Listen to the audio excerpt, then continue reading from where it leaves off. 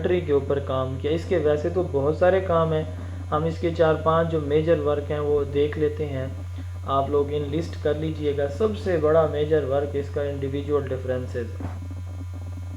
اس نے سب سے زیادہ کام کس چیز کے اوپر کیا ہے؟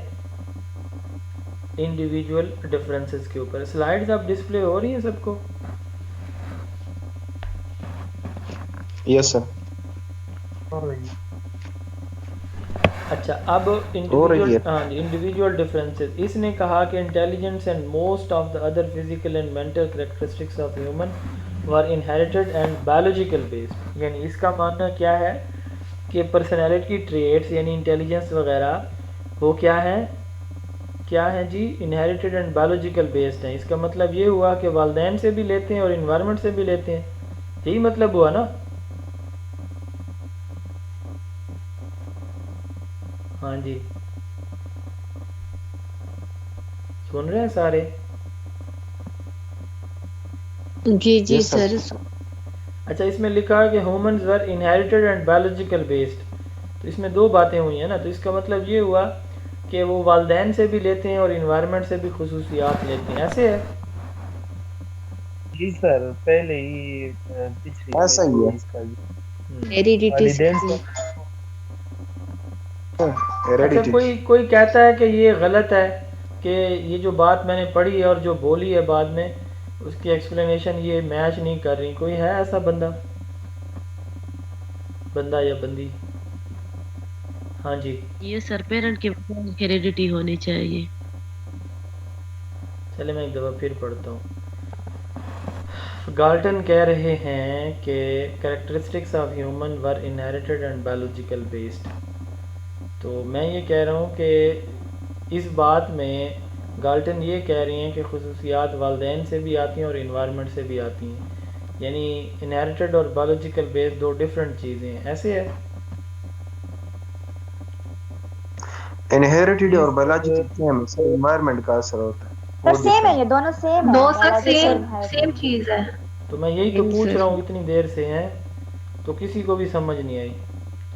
تو بھائی انہیریٹڈ, میں نے یہ ورڈ بتایا ہوا, انہیریٹڈ, ان بورن, انسٹنکٹ اور بایولوجیکل بیسڈ, نیچرل, یہ 5-6 ورڈ سینونیمز ہیں. ٹھیک ہے. جی جی. نرچر, انوائرمنٹ, ایکسٹرنل فیکٹر, یہ جو ہے وہ پھر باقی تینوں ہیں. تو گالٹن نے ایک کوئنکس ڈیوائس بھی بنایا تھا جس کو گالٹن بورڈ یا پھر گالٹن باکس یا کوئنکس یا بین مشین کہا جاتا ہے. تو یہ جو اس کی تھیریز ہیں اور اسٹیٹسٹیکل اس کی ڈسٹریبیوشن جو اس نے تھیریز بنائی تھی نا, تو ان کو اسٹڈی کرنے کے لیے یہ پھر اس نے ایک ڈیوائس بنایا تھا اسٹیٹسٹیکل اسٹڈی انالیسس کے لیے. ایک تو یہ اس کا پوائنٹ ہو گیا. دوسرا ڈیولپمنٹ. اچھا, دوسرا اس نے جو بات کی ہے کہ develop relation ship between nature and nurture as a base of causing individual differences. ٹھیک ہے. اس نے کیا کہا؟ نیچر اینڈ نرچر یعنی انہیریٹنس, ہیریڈیٹی اینڈ انوائرمنٹ دونوں جو ہے وہ بیس بنتے ہیں کس چیز کے؟ انڈیویجول ڈفرینسز کے. انٹیلیجنس اس نے کہا کہ انہیریٹڈ ہے, پہلی بات. دوسرا, اس نے کوئنکس ڈیوائس بنایا اسٹیٹسٹیکل انالیسس کے لیے. تیسرا, اس نے جو ہے انڈیویجول ڈفرینسز بتائے کس بیس پہ؟ بچوں کے نیچر اور نرچر کے بیس پہ, انہیریٹنس اور انوائرمنٹ کے بیس پہ. اور چوتھا اس کا کام جو ہے وہ ہے کوریلیشن کوایفیشنٹ. یہ جو ہمارے نہیں ہوتے وہ ہم ریسرچ آپ نے نہیں پڑھی تو اس میں ہم پڑھیں گے انشاءاللہ کہ ہمارے جو ویریبلز ہوتے ہیں نا, تو ہم کوریلیشنل ریسرچ جب پڑھتے ہیں تو اس میں ہم دیکھتے ہیں کہ ہمارا جو ایک ڈیپینڈنٹ اور ایک انڈیپینڈنٹ ہے تو ان کے درمیان ریلیشن شپ کو ہم ایک نمبر سے ظاہر کرتے ہیں. وہ نمبر +1 سے -1 تک رینج کرتا ہے. ٹھیک ہے. تو اس کو ہم کہتے ہیں کوریلیشن کوایفیشنٹ. تو وہ جو کوایفیشنٹ ہے وہ +1 میکسیمم, یعنی دو ویریبلز کے درمیان بہت اسٹرانگ ریلیشن ہوگا اور پازیٹیو ریلیشن ہوگا. اس سے مراد یہ ہے کہ آپ چاول زیادہ کھائیں گے, فیٹی فوڈ کھانے سے موٹاپا بڑھتا ہے, سپوز یہ ہمارا تھا. تو اب فیٹی فوڈ کھائی جائیں گی اور دیکھا جائے گا کہ کیا واقعی اس کا موٹاپے میں اضافہ ہوا ہے. تو یہ پازیٹیو کوریلیشن ہے. ٹھیک ہے. اچھا, قہوہ پینے سے ویٹ لاس ہوتا ہے, ویٹ لوز ہوتے ہیں. اب ویٹ لوز کر رہے ہیں آپ قہوہ پینے سے تو ایک چیز کے استعمال سے دوسری کم ہو رہی, تو یہ انورس ریلیشن ہے. ٹھیک ہے, تو اس کی میکسیمم ویلیو -1 ہے اور یہ پلس اور -1 کے ان بٹوین اس کی ویلیوز رہتی ہیں. تو یہ کوریلیشن کویفیشنٹ یہ بھی اس کا ورک ہے. اچھا, پانچویں چیز اس نے جو دی ہے وہ لیکسیکل ہائپوتھسس دی ہے. لیکسیکل ہائپوتھسس کیا ہے؟ The important difference between the people will be encoded in the language that we use to describe the people. Therefore, if we want to know which personality trait are most important, we can look to the language that people use to describe themselves and to others.